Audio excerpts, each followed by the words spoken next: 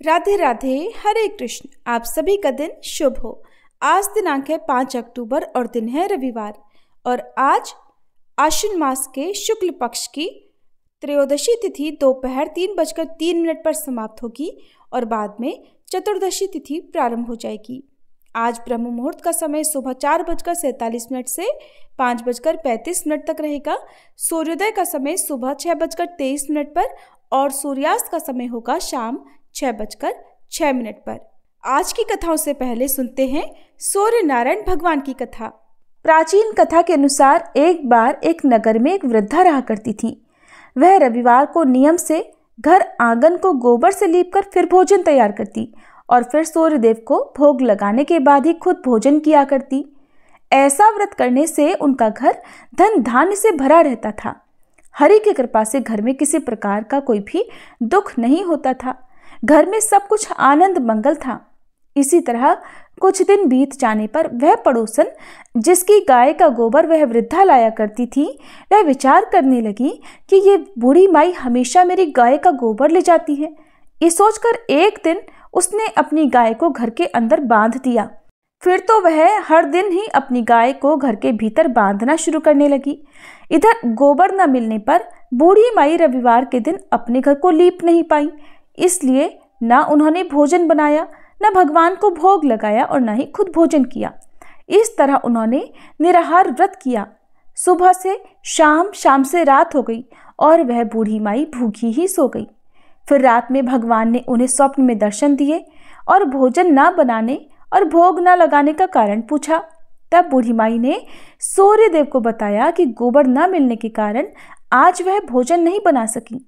तब भगवान भास्कर ने कहा कि माता, हम तुमको ऐसी गाय देंगे जिससे सभी इच्छाएं पूर्ण हो जाएंगी, क्योंकि तुम हमेशा रविवार को गोबर से लीपकर फिर भोजन बनाती हो, भोग लगाकर ही खुद भोजन करती हो। इसलिए मैं आपसे प्रसन्न होकर आपको वरदान देता हूँ। तब सपने में भगवान का यह वरदान पाकर जब बूढ़ी माई की आंख खुली तो देखा कि आंगन में तो एक बहुत सुंदर गाय और बछड़ा बंधे हुए हैं। गाय और बछड़े को देखकर वह खुश हो गई और घर के बाहर बांधकर उन्हें खाने को चारा डाल दिया। इधर जब पड़ोसन ने बूढ़ी माई के घर के बाहर बहुत सुंदर गाय और बछड़े को देखा तो ईर्ष्या से प्रेरित होकर उसका हृदय जल उठा। और जब उसने देखा कि गाय ने तो सोने का गोबर दिया है, तो वह गाय का सोने का गोबर उठाकर ले गई और अपनी गाय के साधारण गोबर को उसकी जगह रख दिया। वह रोजाना ऐसा ही करती रही और इधर सीधी साधी बूढ़ी माई को कानों कान इसकी खबर तक नहीं होने दी। एक दिन सर्वव्यापी ईश्वर ने सोचा कि चालाक पड़ोसन की वजह से वृद्धा ठगी जा रही है। तब एक शाम उन्होंने अपनी माया से बड़े जोर की आंधी ला दी। आंधी के डर से वृद्धा ने अपनी गाय को घर के भीतर बांध दिया। जब गाय ने गोबर दिया तो वह हैरान रह गई। फिर तो वह रोजाना अपनी गाय को घर के भीतर ही बांधने लगी। उधर पड़ोसन ने देखा कि गऊ घर के अंदर बंधने लगी है और वह सोने का गोबर उठाने में कामयाब नहीं हो पा रही है, तो कुछ उपाय ना देखकर एक दिन पड़ोसन ने राजा के महल में जाकर सारी बात बता दी। पड़ोसन ने राजा से कहा, महाराज, मेरे पड़ोस में एक वृद्धा के पास ऐसी गाय है जो आप जैसे राजाओं के ही योग्य है और वह गाय रोजाना सोने का गोबर देती है। आप सोने से प्रजा का पालन कीजिए। वृद्धा भला उस सोने का क्या करेगी? राजा ने ये बात सुनी तो सुनकर अपने दूतों को वृद्धा के घर जाकर गाय लाने की आज्ञा दी। वृद्धा सुबह सुबह ईश्वर को भोग लगाकर भोजन ग्रहण करने ही जा रही थी। तभी राजा के सेवक गाय खोलकर ले गए। ये देखकर वह बहुत रोई चिल्लाई, लेकिन कर्मचारियों ने एक न सुनी। उस दिन फिर वृद्धा गाय के वियोग में भोजन न कर पाई और रात भर रो रो कर भगवान से गाय को पुनः पाने की प्रार्थना करती रही। वहीं दूसरी ओर राजा गाय को देखकर बहुत प्रसन्न हुआ और सुबह जैसे ही वह उठा तो सारा महल गोबर से भरा दिखाई दिया। राजा ये देखकर घबरा गया। भगवान ने रात में राजा को स्वप्न में कहा, हे राजा, गाय वृद्ध को लौटा देने में ही तुम्हारी भलाई है। रविवार के व्रत से प्रसन्न होकर मैंने उस वृद्धा को ये गाय दी थी। सुबह होते ही राजा ने वृद्धा को बुलाकर बहुत सारा धन देकर सम्मान सहित गाय और बछड़ा उसे वापस कर दिया। इसके साथ ही पड़ोसन को बुलाकर उचित दंड भी दिया। ऐसा करने से राजा के महल की गंदगी दूर हो गई और उस दिन राजा ने नगरवासियों को आदेश दिया कि अपनी समस्त कामनाओं की पूर्ति के लिए वे सभी रविवार का व्रत रखा करें और जब प्रजा ने रविवार व्रत का पालन करके कथा का श्रवण किया तो उन सभी के घर में सुख समृद्धि धन के भंडार भर गए। ऐसी है रविवार व्रत की महिमा। बोलिए सूर्य नारायण भगवान की जय। महात्मा हरिदास जी फुलिया के पास ही पुण्य सलीला माँ जानवी के किनारे एक गुफा बनाकर उसमें रहा करते थे। उनकी ख्याति दूर दूर तक फैल गई थी। हर दिन वहां सैकड़ों आदमी इनके दर्शन करने के लिए और गंगा स्नान के निमित्त इनके आश्रम के पास आया करते थे। जो भी मनुष्य इनकी गुफा के समीप जाता तो उसके शरीर में एक तरह की खुजली होने लगती। लोगों को इसका कुछ भी कारण पता नहीं चल पाया। उस स्थान में पहुंचने पर चित्त में शांति तो सभी को होती, किंतु वो उस शरीर में होने वाली खुजली से घबरा जाया करते। लोग इस बारे में तरह तरह के अनुमान लगाने लगे। अब जितने मुंह उतनी बातें, होते होते ये बात चारों तरफ फैल गई। बहुत से चिकित्सकों ने वहां की जलवायु का निदान किया और फिर आखिरकार अंत में सभी ने कहा यहाँ जरूर कोई विषधर सर्प रहता है। अब न जाने कैसे हरिदास जी अभी तक बचे हुए हैं। श्वास से ही मनुष्य की मृत्यु हो सकती है। वो कहीं बहुत भीतर रहकर श्वास लेता है और उस महाविषधर सांप का ऐसा असर है कि इस गुफा में जाते ही लोगों के शरीर में जलन होने लगती है। अगर वो बाहर निकलकर जोरों से फुंकार करे तो इसकी फुंकार से तो मनुष्य बच ही नहीं सकता। लोग इस तरह की बातें वहां पर करने लगे। अब हरिदास जी इस जगह को छोड़कर कहीं और रहने लगे, नहीं तो प्राणों का भय है। चिकित्सकों की सम्मति सुनकर सभी ने हरिदास जी से आग्रह पूर्वक प्रार्थना की कि आप इस जगह को छोड़ दीजिए।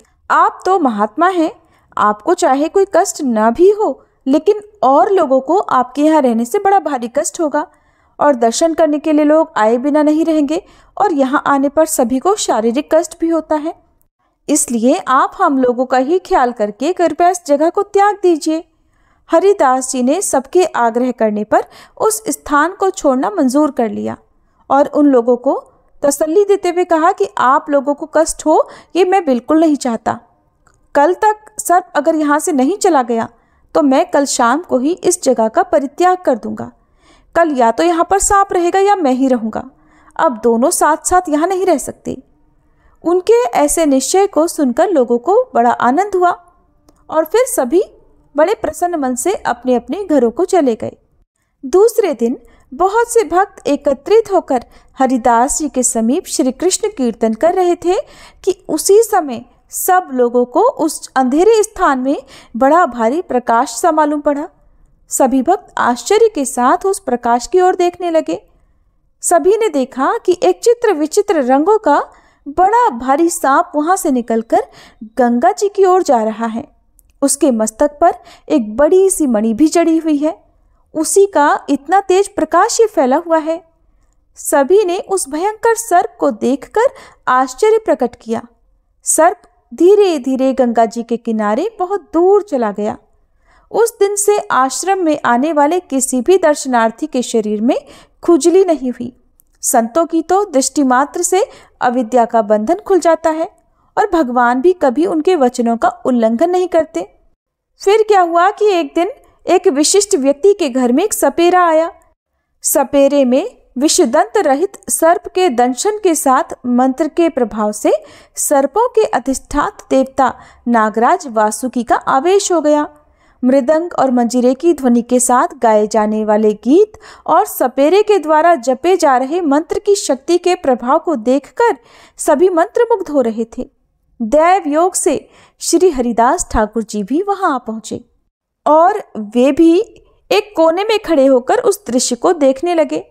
देखते ही देखते मंत्र के प्रभाव से उस सपेरे के शरीर में अधिष्ठित नागराज वासुकी विष्णु भक्त शेष अनंत स्वयं उसके माध्यम से उद्दंड नृत्य करने लगे।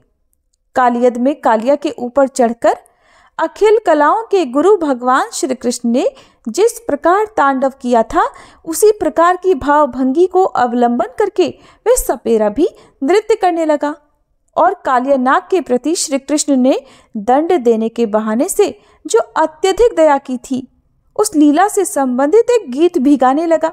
सपेरे के मुख से श्री कृष्ण की करुणा को सूचित करने वाले गीत को सुनकर एक ओर खड़े श्री हरिदास ठाकुर मुग्ध हो गए और भगवान की लीलाओं को स्मरण करते करते मूर्छित हो गए। जब कुछ क्षण के पश्चात उन्हें होश आया तो वे हुंकार करते हुए आनंद पूर्वक नृत्य करने लगे।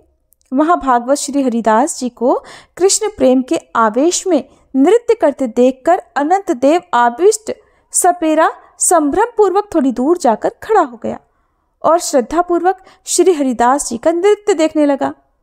श्री कृष्ण के प्रेमावेश में श्री कृष्ण के अतुलनीय कारुण्य गुण को सुनने और स्मरण करते करते भूमि पर लोटपोट खाने लगते, कभी कभी उठकर फिर से नाचने और क्रंदन करने लगते। श्री हरिदास जी के नृत्य और उनके भावों को दर्शन करके वहां खड़े लोग बड़े आनंदित हुए। जहां जहां श्री हरिदास ठाकुर जी की चरण धूलि पड़ी थी, सभी लोग वहां की रज को उठा उठाकर श्रद्धापूर्वक अपने शरीर पर मलने लगे। वहीं पर एक मान लोलुप ब्राह्मण भी बैठा हुआ था। जब उसने देखा कि मूर्छित होकर गिरने से ही लोग इतना आदर कर रहे हैं, तब तो फिर मैं इस अवसर को भला हाथ से क्यों जाने दूं? ये सोचकर जब वह सपेरा फिर नाचने लगा तो वो ब्राह्मण भी झूठ मूठ बहाना बनाकर धरती पर अचेत होकर गिर पड़ा। सोचने लगा सब मेरा भी इसी तरह से सम्मान करेंगे। सपेरा तो सब जानता था। इसके गिरते ही वो इसे जोरों से पीटने लगा। मार के सामने तो अच्छे अच्छे भूत भी भाग जाते हैं, फिर ये तो दम्भी था, सम्मान का भूखा था।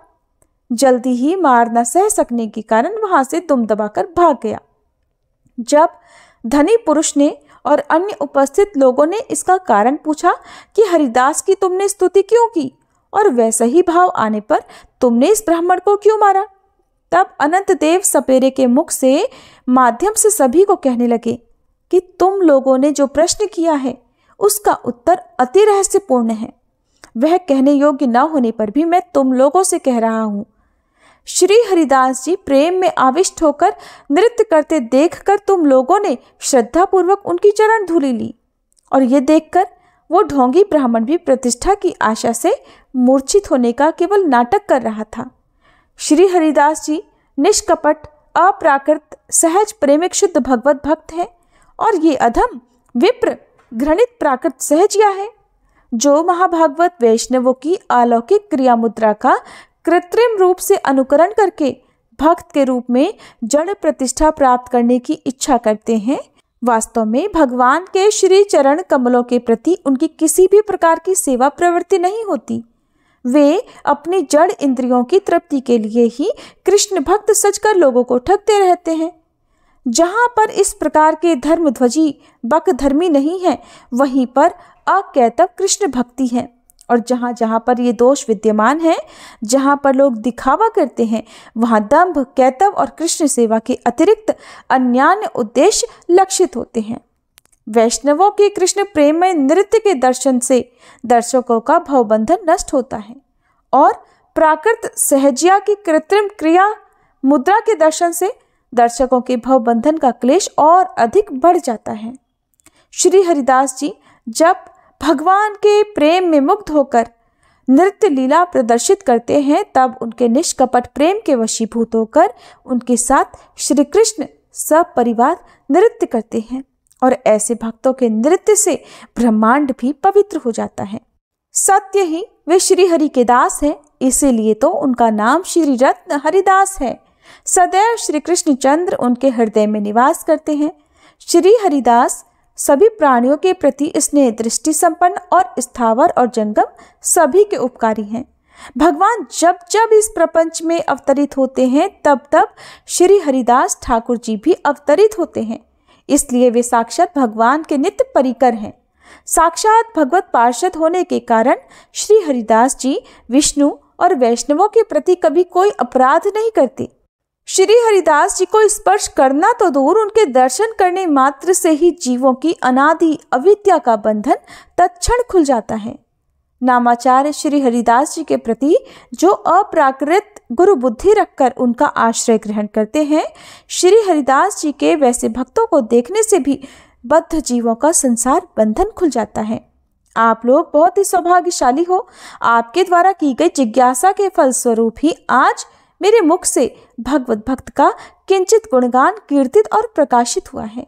अगर मैं सैकड़ों वर्षों तक सैकड़ों मुखों से ठाकुर हरिदास जी के अप्राकृत गुणों का गुणगान करूं तब भी उनके गुणों का अंत नहीं कर पाऊंगा।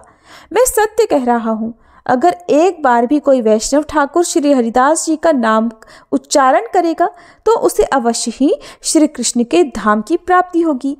ऐसा कहकर नागराज मौन हो गए। श्री हरिदास जी की महिमा सुनकर सभी लोग बड़े आनंदित हुए। जिस तरह पहले गोपाल चक्रवर्ती ने श्री हरिदास जी से तर्क किया और उसकी नाक कट गई, इसी तरह की दूसरी घटना श्री हरि नदी नामक ग्राम में हुई। हरि नदी नामक ग्राम के एक पंडित मानी अहंकारी ब्राह्मण को अपने शस्त्र ज्ञान का बड़ा गर्व था। हरिदास जी चलते फिरते उठते बैठते ऊंचे स्वर से हरे कृष्ण कृष्ण कृष्ण हरे हरे, हरे राम राम राम हरे हरे, इस महामंत्र का सदा जप करते रहते थे। इन्हें मुसलमान और महामंत्र का अनाधिकारी समझकर उसने इनसे पूछा कि एक मुसलमान के लिए इस उपनिषद के मंत्र का जप करना कहाँ लिखा है? ये तुम्हारी अनाधिकार चेष्टा है, और जो तुम्हें भगवत भक्त कहकर तुम्हारी पूजा करते हैं वे भी महापाप करते हैं। शास्त्र में लिखा है कि जहाँ अपूज्य लोगों की पूजा होती है और पूज्य लोगों की उपेक्षा की जाती है, वहाँ दुर्भिक्ष, मरण, भय और दारिद्र्य ये बातें होती हैं। इसलिए तुम इस अशास्त्रीय कार्य को छोड़ दो। तुम्हारे ऐसे आचरणों से देश में दुर्भिक्ष बढ़ जाएगा। तब हरिदास जी ने बड़ी नम्रता से कहा, विप्रवर, मैं नीच पुरुष भला शास्त्रों का मर्म क्या जानूं, किंतु आप जैसे विद्वानों के ही मुख से सुना है कि चाहे वेद शास्त्रों के अध्ययन का द्विजातियों के अतिरिक्त किसी को अधिकार न हो, किंतु भगवान नाम तो किरात, हूण, आंध्र, पुलिंदा, पुलकस, आभीर, कंक, यवन और खस आदि जितने भी पाप योनि और जंगली जाति हैं, सभी को पावन बनाने वाला है।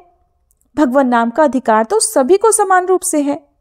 हरिदास जी के इस शास्त्र सम्मत उत्तर को सुनकर ब्राह्मण ने पूछा, खैर भगवान नाम का अधिकार सबको भले ही हो, किंतु मंत्र का जप इस प्रकार जोर जोर करने से क्या लाभ? शास्त्रों में मानसिक, उपांशु और वाचिक ये 3 प्रकार के जप बताए हैं, जिनमें मानसिक जप से सहस्त्र गुना उपांशु जप श्रेष्ठ है, उपांशु जप से लक्ष्य गुना मानसिक जप श्रेष्ठ है। तुम मन में जप करो। तुम्हारे इस जप को तो मानसिक, उपांशु या फिर वाचिक किसी प्रकार का भी जप हम नहीं कह सकते। ये तो वैखरी जप है जो अत्यंत ही नीच बताया गया है। तब हरिदास जी ने उसी प्रकार नम्रता पूर्वक कहा कि महाराज, मैं खुद तो कुछ जानता नहीं, किंतु मैंने अपने गुरुदेव श्री अद्वैताचार्य जी के मुख से थोड़ा थोड़ा शास्त्र का रहस्य सुना है। आपने जो 3 प्रकार के जप बताए हैं और जिनमें मानसिक जप को सर्वश्रेष्ठ बताया है, वह तो उन मंत्रों के जप के लिए है जिनकी विधिवत गुरु के द्वारा दीक्षा लेकर शास्त्र की विधि के अनुसार केवल पवित्रावस्था में ही सांगोपांग जप किया जाता है। ऐसे मंत्र गोप्य कहे जाते हैं, वे दूसरों के सामने प्रकट नहीं होते। किंतु भगवान नाम के लिए तो शास्त्रों में कोई विधि ही नहीं बताई गई। इसका जप तो सर्वकाल में, सभी जगह पर, सबके सामने और सब परिस्थितियों में किया जाता है।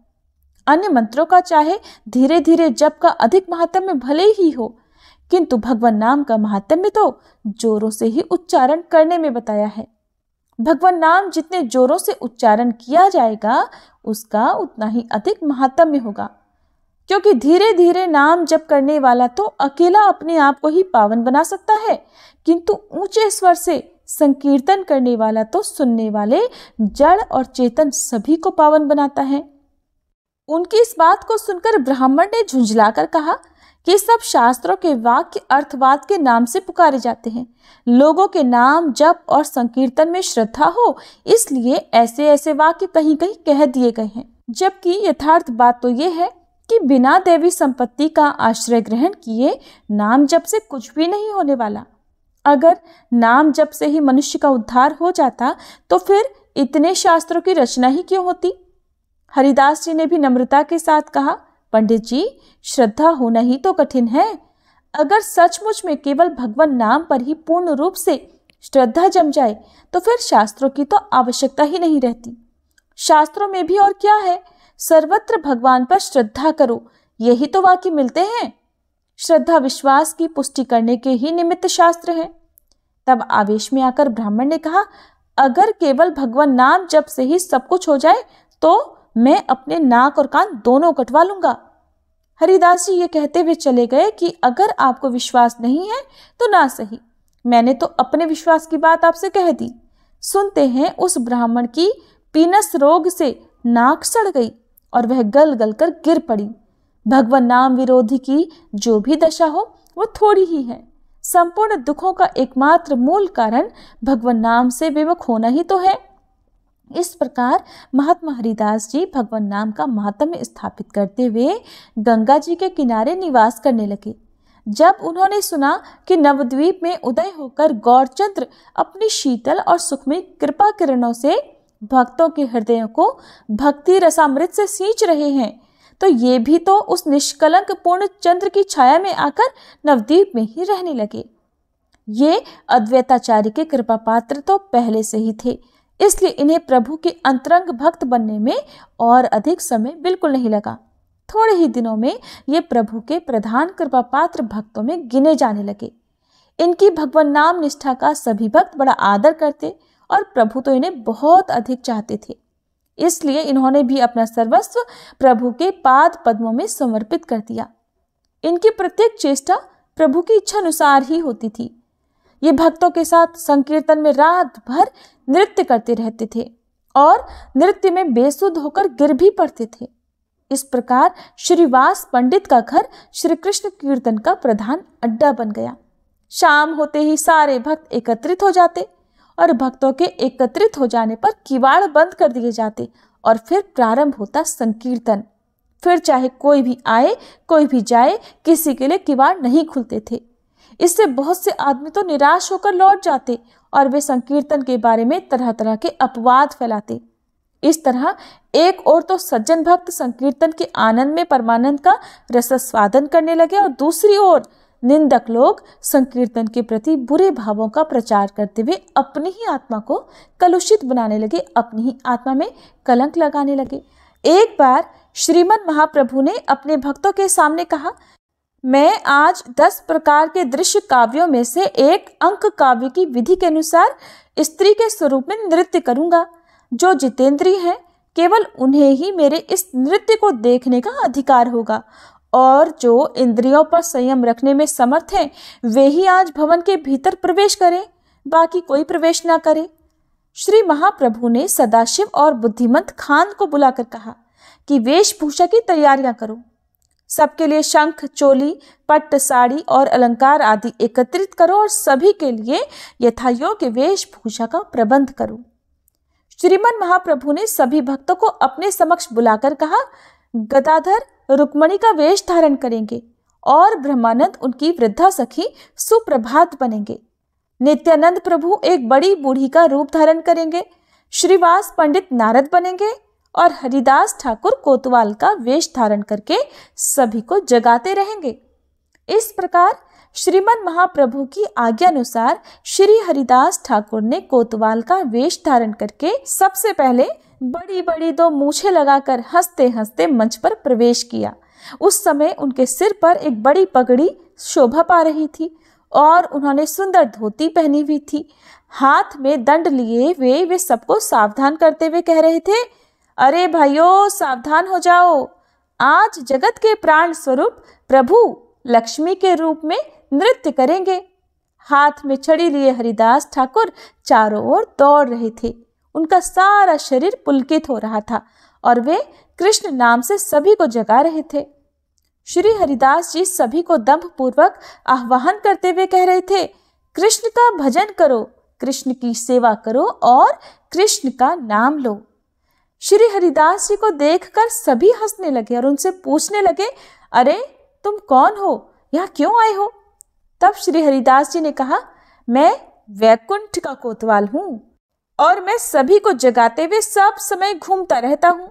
वैकुंठ को छोड़कर प्रभु यहाँ आ गए हैं और वे सभा में अपनी प्रेम भक्ति का वितरण करेंगे। आज वे लक्ष्मी जी के वेश में नृत्य करेंगे। तुम सभी लोग आज सावधानी पूर्वक प्रेम भक्ति को लूट लो।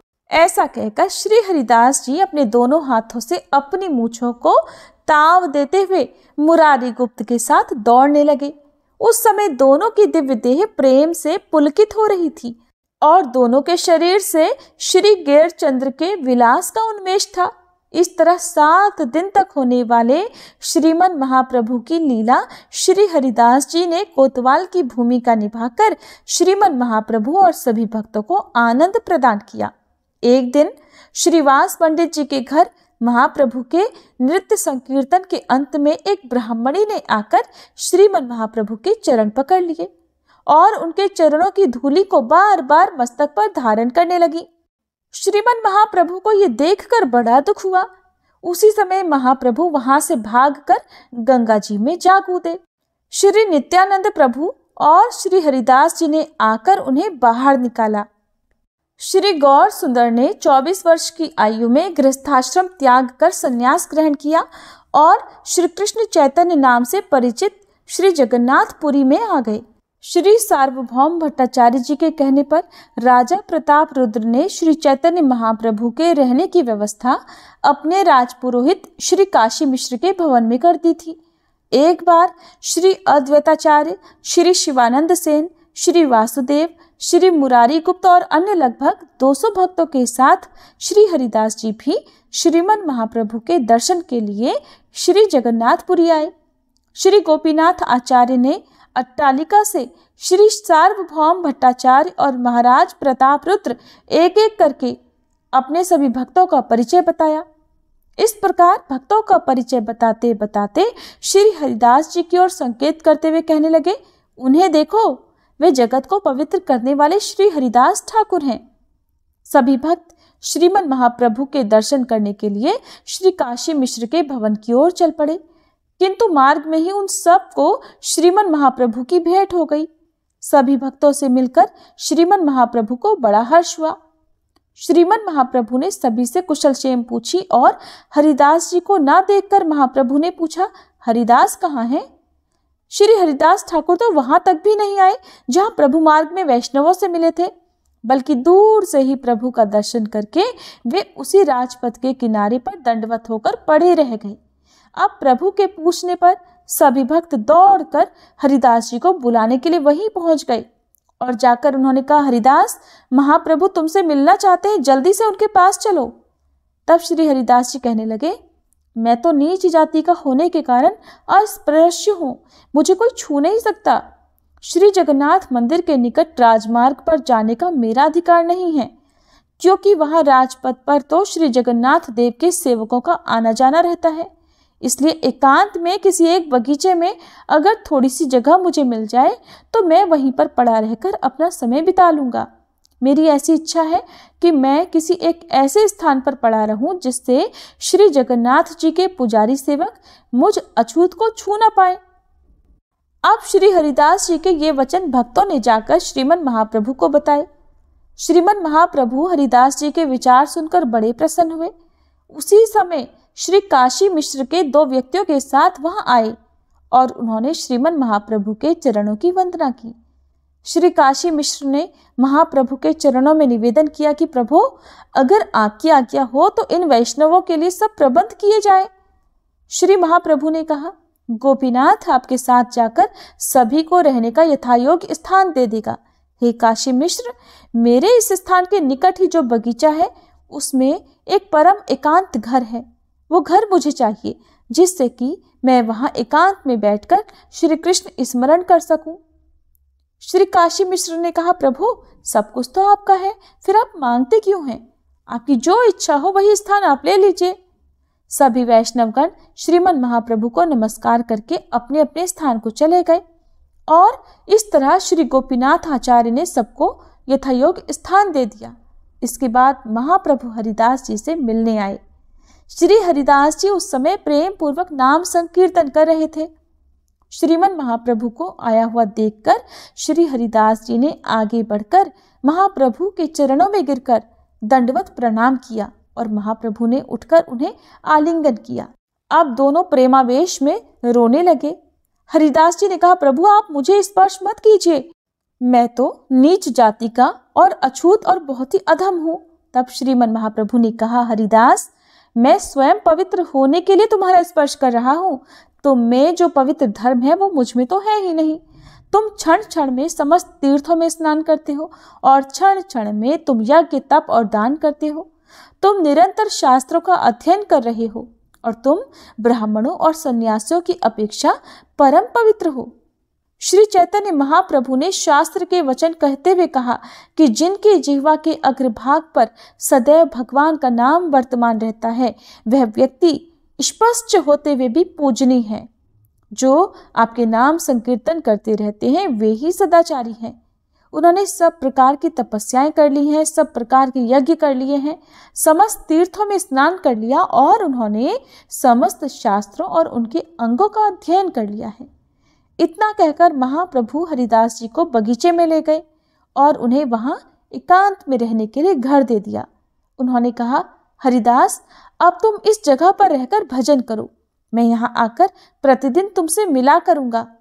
श्री जगन्नाथ मंदिर के चक्र को देखकर तुम प्रणाम करना, तुम्हारे लिए प्रसाद यहीं पर आ जाएगा। श्री नित्यानंद प्रभु, श्री जगदानंद, पंडित श्री दामोदर और मुकुंद सभी ने श्री हरिदास जी से मिलकर बहुत आनंद का अनुभव किया। समुद्र स्नान करने के बाद महाप्रभु अपने स्थान पर लौट आए। सभी भक्त महाप्रभु के निवास स्थान पर प्रसाद पाने के लिए एकत्रित हुए। महाप्रभु ने सभी को अपने हाथों से प्रसाद परोसा, किंतु महाप्रभु के नहीं बैठने तक कोई भी प्रसाद नहीं पाएगा। इसलिए श्री स्वरूप दामोदर ने प्रभु से निवेदन किया कि सभी भक्त आपकी अपेक्षा कर रहे हैं, इसलिए आप और श्री नित्यानंद प्रभु दोनों प्रसाद पाने बैठिए और मैं सभी को परिवेशन कर दूंगा।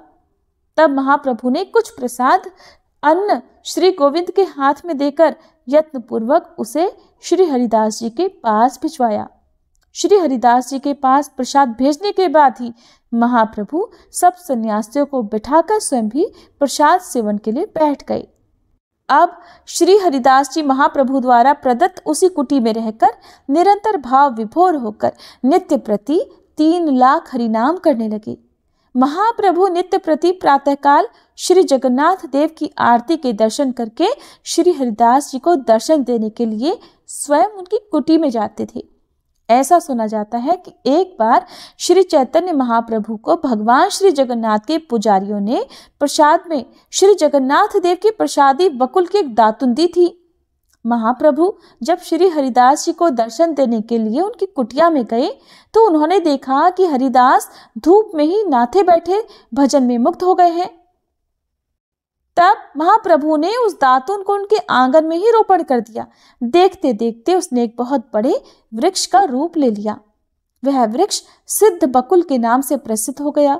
आज भी श्री हरिदास जी की भजन स्थली को लोग सिद्ध बकुल के नाम से ही जानते हैं। श्री रूप गोस्वामी जब वृंदावन से चलकर नीलांचल पहुंचे तब सबसे पहले वे श्री हरिदास जी की भजन स्थली पर ही उपस्थित हुए। श्री हरिदास जी ने श्री रूप गोस्वामी पर कृपा की और उन्हें बताया कि तुम्हारे आने के बारे में महाप्रभु ने मुझे पहले ही बता दिया था। जब श्रीमन महाप्रभु श्री हरिदास से मिलने के लिए आए तो श्री हरिदास जी ने महाप्रभु से कहा, प्रभु, रूप आपको दंडवत कर रहा है। श्री हरिदास जी से मिलने के बाद श्रीमन महाप्रभु ने श्री रूप गोस्वामी को आलिंगन किया। महाप्रभु हरिदास जी और श्री रूप को लेकर एक स्थान पर बैठ गए। तब उन्होंने श्री रूप से कुशल वार्ता जिज्ञासा की। फिर श्री रूप गोस्वामी को हरिदास जी के साथ उनके वास स्थान पर रहने की आज्ञा देकर श्रीमन महाप्रभु अपने निवास स्थान पर चले गए। हर दिन आकर महाप्रभु उनसे मिलते थे और उन्हें श्री जगन्नाथ मंदिर से जो भी प्रसाद मिलता था वो इन दोनों को दिया करते थे।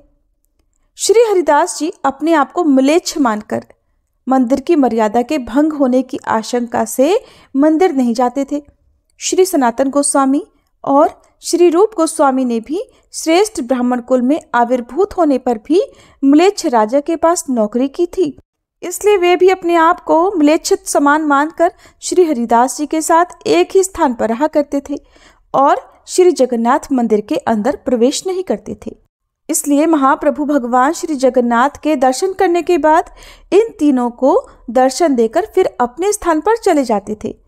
हालांकि ये सब मंदिर में प्रवेश नहीं करते थे, फिर भी गुंडीचा मंदिर मार्जन यानी साफ सफाई और रथ यात्रा के समय श्रीमन महाप्रभु के भक्तों के साथ नृत्य कीर्तन किया करते थे और भगवान श्री जगन्नाथ देव के दर्शन भी करते थे।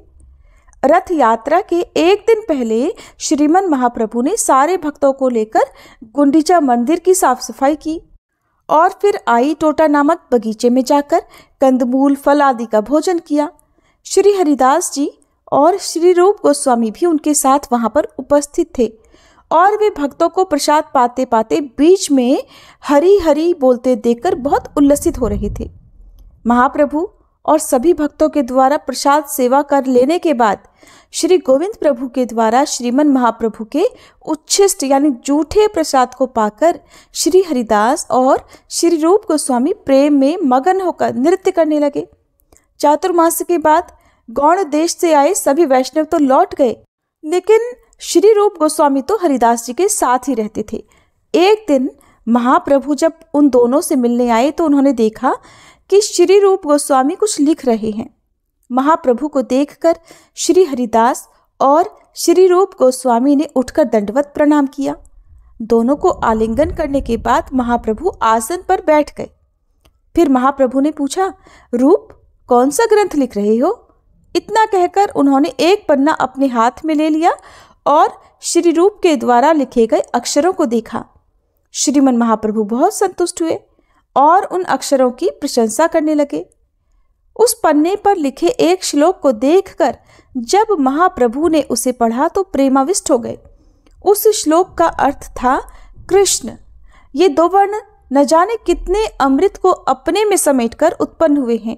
देखो, जब नटी के समान ये वर्ण मुख में नृत्य करते हैं तब बहुत से मुख प्राप्त हो तो ऐसी इच्छा हो जाती है। जब कर्ण कुहरों में प्रवेश करते हैं तब करोड़ों कर्ण प्राप्त हो जाएं, ऐसी इच्छा हो जाती है। और जब चित्त रूपी प्रांगण में उदित होते हैं तब समस्त इंद्रियों की क्रिया पर ही विजय प्राप्त कर लेते हैं। इस श्लोक को सुनते ही श्री हरिदास जी आनंद में विभोर होकर नाचने लगे और श्लोक के अर्थ की प्रशंसा करने लगे।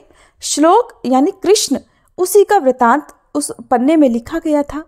तब श्री हरिदास जी ने कहा कि रूप, मैंने श्री कृष्ण नाम की महिमा को शास्त्रों के द्वारा और महापुरुषों द्वारा बहुत सुना है, किंतु इस प्रकार की नाम की महिमा को तो मैंने कहीं भी नहीं सुना। तब महाप्रभु ने दोनों को आलिंगन किया और मध्याह्न यानी स्नान, दोपहर की प्रसाद सेवा आदि करने के लिए समुद्र की ओर गमन किया। अन्य किसी दिन बहुत से भक्तों के साथ आकर महाप्रभु ने श्री रूप गोस्वामी के द्वारा लिखे गए बहुत से श्लोकों को श्रवण किया और सभी भक्तों सहित महाप्रभु ने श्री रूप गोस्वामी की बहुत प्रशंसा की। जब महाप्रभु अपने भक्तों को लेकर लौट गए तब श्री हरिदास जी ने रूप गोस्वामी को आलिंगन किया और कहा, रूप, तुम्हारे भाग्य की तो सीमा ही नहीं है। तुमने जिन सब श्रेष्ठ विचारों का वर्णन किया है उसकी महिमा कौन जानता है? श्री रूप गोस्वामी ने कहा, मैं कुछ भी नहीं जानता। श्रीमन महाप्रभु मुझसे जो कहलवाते हैं मैं तो वही कहता हूँ। इस प्रकार श्री रूप गोस्वामी और श्री हरिदास ठाकुर श्री कृष्ण कथा के रस में सुखपूर्वक अपना समय बिताया करते थे। एक बार श्री सनातन गोस्वामी मथुरा मंडल से अकेले झारखंड के वनपथ से पुरुषोत्तम धाम यानी जगन्नाथपुरी आए। मार्ग में जल के दोष और उपवास के कारण उनकी देह में चर्म रोग हो गया। चर्म रोग की पीड़ा और अपने आप को श्रीमन महाप्रभु की सेवा में अयोग्य मानकर उन्होंने मन ही मन विचार किया कि श्री जगन्नाथपुरी पहुंचकर रथ यात्रा के समय श्री जगन्नाथ देव के रथ के पहिए के नीचे अपने शरीर का परित्याग कर दूंगा। श्री जगन्नाथपुरी आते आते सबसे पहले उन्होंने श्री हरिदास जी के दर्शन किए। श्री हरिदास जी को देखकर श्री सनातन गोस्वामी ने उनके चरणों की वंदना की और श्री हरिदास जी ने भी उनका परिचय जानकर उन्हें आलिंगन किया। श्री हरिदास जी ने जब देखा कि श्री सनातन गोस्वामी महाप्रभु के दर्शनों के लिए उत्कंठित हो रहे हैं तब हरिदास जी ने कहा, प्रभु बस आने ही वाले हैं। थोड़ी ही देर में श्रीमन महाप्रभु अपने भक्तों के साथ श्री हरिदास जी से मिलने के लिए उनकी भजन स्थली पर आ पहुंचे। महाप्रभु को देखते ही श्री हरिदास जी और श्री सनातन गोस्वामी ने उन्हें साष्टांग दंडवत प्रणाम किया। श्री महाप्रभु ने हरिदास जी को उठाकर उनका आलिंगन किया। तब हरिदास जी ने कहा, प्रभु, सनातन आपको प्रणाम कर रहा है। श्री सनातन गोस्वामी को वहां देखकर महाप्रभु के आश्चर्य का ठिकाना नहीं रहा। श्री सनातन गोस्वामी के बार बार मना करने पर भी श्री महाप्रभु ने उनका आलिंगन किया। श्रीमन महाप्रभु जब अपने भक्तों को लेकर चबूतरे पर बैठे तब श्री हरिदास जी और श्री सनातन गोस्वामी चबूतरे के नीचे बैठ गए, कारण वे खुद को तुच्छ समझते थे। उस समय महाप्रभु और सनातन गोस्वामी में अनेकानेक कथोपकथन हुए। महाप्रभु ने श्री सनातन गोस्वामी को आज्ञा देते हुए कहा, बहुत अच्छा हुआ जो तुम यहाँ आए। अब तुम इसी घर में श्री हरिदास जी के साथ रहो। श्री कृष्ण भक्ति रस के आस्वादन में तुम दोनों परम प्रधान हो। यही दोनों साथ साथ रहकर श्री कृष्ण रस का आस्वादन करो और श्री कृष्णमय कीर्तन करो। तब श्री सनातन गोस्वामी के मन में बार बार अपने शरीर को महाप्रभु की सेवा के अयोग्य जानकर भगवान के रथ के नीचे प्राण त्यागने का विचार आता। एक दिन नित्य की तरह जब महाप्रभु हरिदास जी की भजन स्थली पर आए तब महाप्रभु ने श्री सनातन गोस्वामी से कहा, देह त्याग आदि तमोधर्म है। देह त्याग के द्वारा कृष्ण प्रेम प्राप्त नहीं किया जा सकता, इसलिए तुम अपनी इस तमो बुद्धि का परित्याग करके सदैव श्रवण और कीर्तन करो। जल्दी ही तुम्हें कृष्ण प्रेम धन की प्राप्ति होगी। महाप्रभु के ये वचन सुनकर श्री सनातन गोस्वामी को बड़ा आश्चर्य हुआ। तब श्री सनातन गोस्वामी ने भी मन ही मन विचार किया कि श्रीमन महाप्रभु को मेरे शरीर त्यागने का विचार अच्छा नहीं लगा, इसीलिए ही तो सर्वज्ञ महाप्रभु मुझे देह त्यागने के लिए मना कर रहे हैं। इसलिए श्री सनातन गोस्वामी ने महाप्रभु से पूछा कि मुझे जीवित रखकर आपको क्या लाभ होगा प्रभु। तब श्रीमन महाप्रभु ने उनसे कहा कि तुमने मुझे आत्मसमर्पण किया है, इसलिए अब तुम्हारी देह मेरा धन है। तुम मेरी वस्तु को नष्ट क्यों करना चाहते हो? क्या तुम धर्म और अधर्म का विचार करने में असमर्थ हो? तुम्हारा शरीर मेरा प्रधान साधन है और तुम्हारे इस शरीर के द्वारा मैं बहुत से कार्य संपन्न करवाऊंगा। मैं तुम्हारे माध्यम ही भक्त भक्ति और कृष्ण प्रेम के तत्व, वैष्णवों के कृत्य और वैष्णव आचार, लुप्त तीर्थों का उद्धार और वैराग्य आदि की शिक्षा को अपने प्रिय स्थान मथुरा वृंदावन में करवाऊंगा। मैं अपनी माता की आज्ञा से यहाँ नीलाचल में वास कर रहा हूँ, इसलिए मैं वहां जाकर धर्म की शिक्षा नहीं दे सकता। मैं अपने इन समस्त कार्यों को तुम्हारी देह के द्वारा संपन्न कराना चाहता हूँ और तुम हो कि अपनी इस देह को त्याग करना चाहते हो। बताओ मैं कैसे इसे सहन करूं? तब महाप्रभु श्री हरिदास जी से कहने लगे, हरिदास सुनो, ये सनातन पराये धन को नष्ट करना चाहता है। दूसरों के अमानती धन अथवा वस्तुओं को कोई भी नहीं खाता, कोई भी नहीं बिगाड़ता। तुम इसे इस प्रकार का अन्यायपूर्ण कार्य मत करने देना। तब श्री हरिदास जी ने कहा, प्रभु मैं तो मिथ्याभिमान करता हूँ कि मैं आपके हृदय को जानता हूँ। वास्तव में मैं आपके हृदय के गूढ़ भाव को नहीं समझ पाता हूँ। क्या क्या कार्य आप किसके द्वारा करवाते हैं, ये बात जब तक आप स्वयं नहीं बताएंगे तब तक कोई भी इसे नहीं जान सकता। प्रभु आपने सनातन को जिस प्रकार से अंगीकार किया है, इतना सौभाग्य तो और किसी का हो ही नहीं सकता। तब सनातन गोस्वामी को आलिंगन करके मध्याह्न स्नान आदि करने के लिए महाप्रभु चले गए और फिर श्री हरिदास जी श्री सनातन गोस्वामी को आलिंगन करते हुए कहने लगे, सनातन तुम्हारे भाग्य की सीमा नहीं कही जा सकती। तुम्हारी देह को प्रभु अपना निज धन मानकर स्वीकार करते हैं और तुम्हारे समान भाग्यशाली तो और कोई हो ही नहीं सकता। महाप्रभु अपनी देह से जो कार्य नहीं कर सकते हैं वो कार्य वे अब तुमसे करवाएंगे, और ये भी अपने प्रिय मथुरा वृंदावन में। भगवान जो कार्य कराना चाहते हैं वो अवश्य ही पूर्ण होता है। निश्चय ही ये तुम्हारा परम सौभाग्य है। श्रीमन महाप्रभु भक्त सिद्धांत मूलक शास्त्रों का प्रणयन और वैष्णवचारण निर्णय अब तुम्हारे द्वारा ही करवाएंगे और यही प्रभु की इच्छा है। सनातन मेरी यह देह प्रभु के किसी भी काम में नहीं लग पाई। भारत भूमि में जन्म लेकर भी मेरा जीवन वृथा हो चला। श्री हरिदास जी की दैन्यपूर्ण बातें सुनकर श्री सनातन गोस्वामी ने कहा, आपके समान सौभाग्यशाली भला और कौन हो सकता है?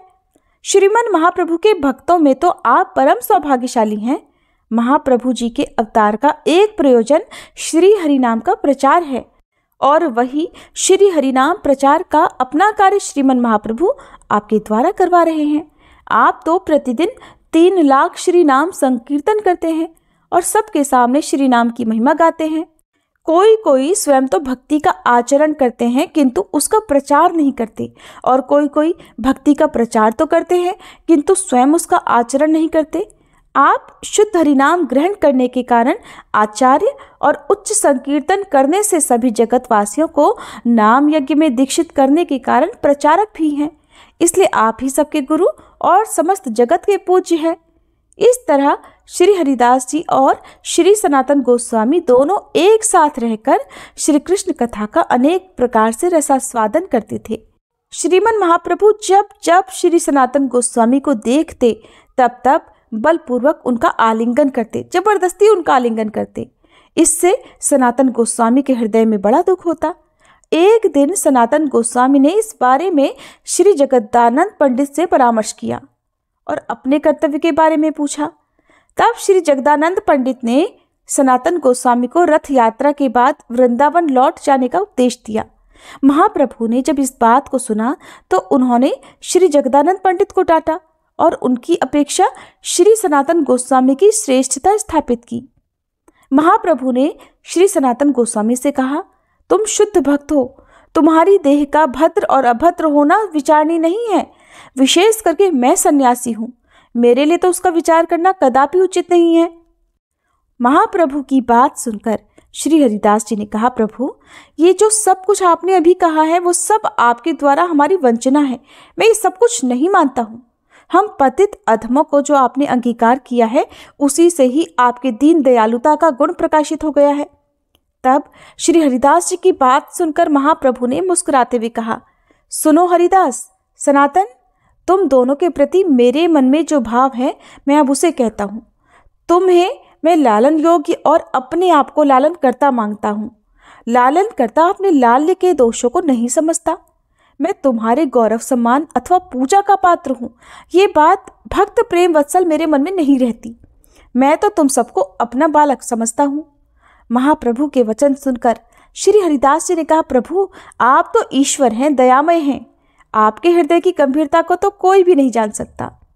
वासुदेव विप्र के अंगों में गलित कुष्ठ यानी देह को, शरीर को गला देने वाला कुष्ठ था और उसके अंगों में कीड़े पड़ चुके थे। आपने कृपा करके एक बार उसे आलिंगन प्रदान किया जिससे उसका शरीर कामदेव के समान हो गया, किंतु आपके द्वारा अनेक बार आलिंगित होने पर भी श्री सनातन गोस्वामी का रोग दूर नहीं हो रहा। इसलिए प्रभु आपकी कृपा की तरंग को भला कौन समझ सकता है। तब श्रीमन महाप्रभु ने कहा, हरिदास, वैष्णवों की देह कभी भी प्राकृत नहीं होती। भक्त की अप्राकृत देह तो चिदानंदमय होती है। दीक्षा के समय भक्त गुरुदेव के माध्यम से भगवान के चरण कमलों में आत्मसमर्पण करता है। उसी समय श्री कृष्ण उसे अपने समान चिदानंदमय बना देते हैं। भगवान भक्त को कोई दूसरी देह प्रदान नहीं करते, बल्कि उसकी उसी देह को ही चिदानंदमय बना देते हैं और भक्त अपनी उसी चिदानंदमय देह के द्वारा ही भगवान की सेवा करता है। हरिदास, श्री कृष्ण ने सनातन की देह में चर्म रोग उत्पन्न करके मेरी परीक्षा के लिए इसे यहाँ भेज दिया है। अगर मैं इससे घृणा करके इसका आलिंगन नहीं करता तो मैं श्री कृष्ण के समक्ष अपराधी बनता। सनातन श्री भगवान का पार्षद है, इसकी देह में दुर्गंध कहाँ। मैंने तो पहले दिन इसे आलिंगन करते ही चतुसम यानी चंदन, कस्तूरी, केसर और अगरू की सुगंधिता का अनुभव किया था। श्री सनातन गोस्वामी की ओर देखते हुए महाप्रभु ने कहा, सनातन, तुम बिल्कुल भी दुखी मत होना और तुम्हें आलिंगन करके मुझे बड़ा सुख प्राप्त होता है। हालांकि श्रीमन महाप्रभु कह रहे हैं कि भगवान ने उनकी परीक्षा के लिए ही श्री सनातन गोस्वामी को इस प्रकार रोगग्रस्त करके नीलाचल भेजा है, फिर भी ऐसा लगता है कि वास्तव में श्रीमन महाप्रभु श्री सनातन गोस्वामी के साथ साथ श्री हरिदास जी की भी अनेकानेक प्रकार से परीक्षा ले रहे थे, जिससे वे दोनों एक समान रूप से उत्तीर्ण हुए।